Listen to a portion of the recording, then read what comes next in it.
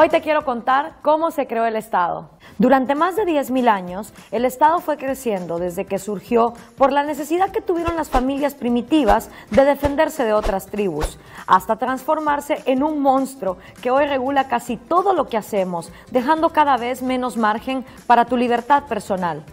Cuando las familias primitivas se unieron para defenderse y formaron ejércitos, nació el Estado, que brindaba seguridad y protección.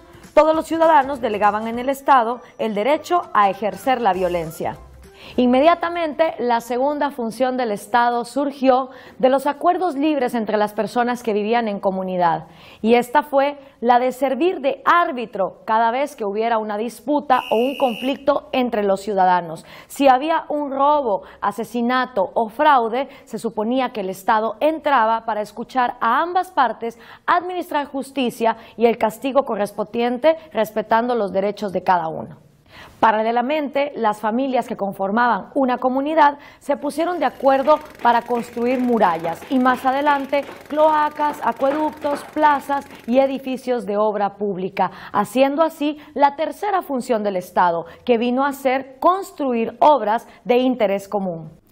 Durante el siglo XVIII y el siglo XIX, todas esas funciones fueron recopiladas en escritos que hoy conocemos como constituciones. Así, los ciudadanos tuvieron nuevamente el derecho de elegir a sus gobernantes y surgieron tres poderes: el ejecutivo, el legislativo y el judicial, cada uno con funciones específicas y también con el objetivo de que fueran limitándose los unos a los otros para que el poder no se acumulara en uno solo. Finalmente, a finales del siglo XIX, se implementan otras dos funciones. La primera, la salud pública, hospitales, campañas de vacunación y prevención de enfermedades, y también la educación pública en escuelas controladas por el Estado.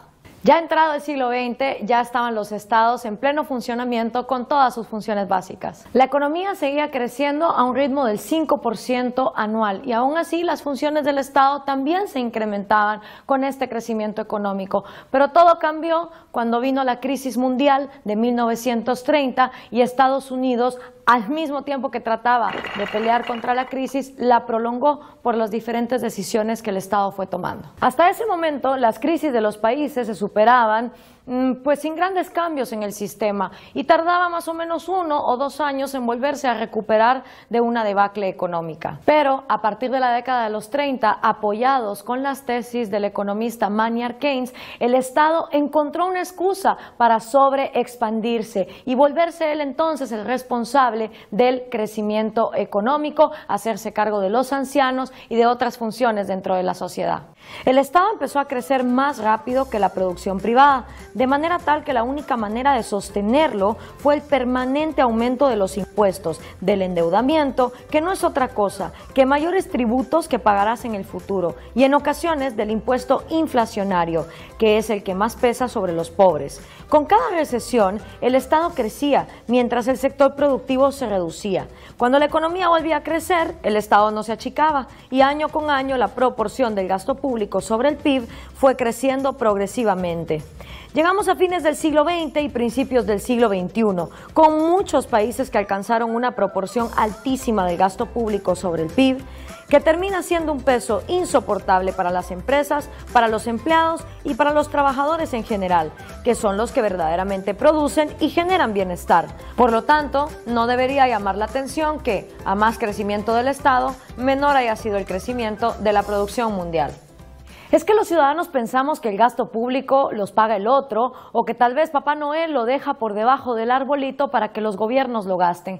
No es así. De una forma u otra, todo el dinero que tiene el Estado sale de nuestros bolsillos. Es así como los impuestos se multiplicaron con la práctica extendida de las ideas de Colbert, quien decía que el arte de cobrar impuestos es equivalente a la de sacar plumas de los gansos. Hay que sacar de diferentes partes del cuerpo, de manera de obtener la mayor cantidad de plumas con la menor cantidad de quejidos.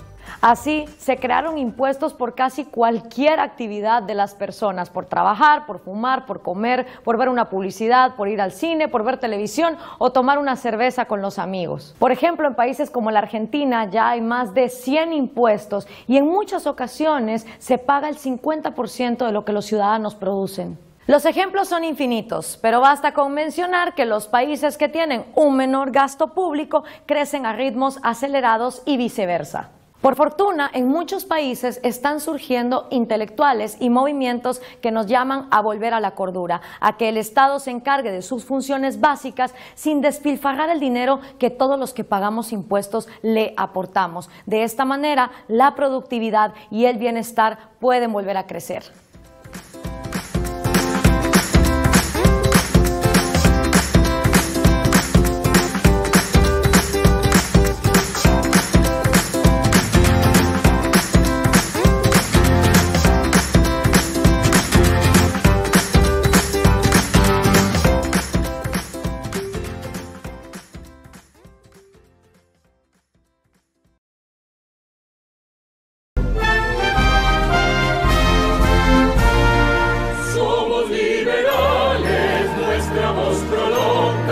El clamor y el nombre de Uribe y Gaitán, somos el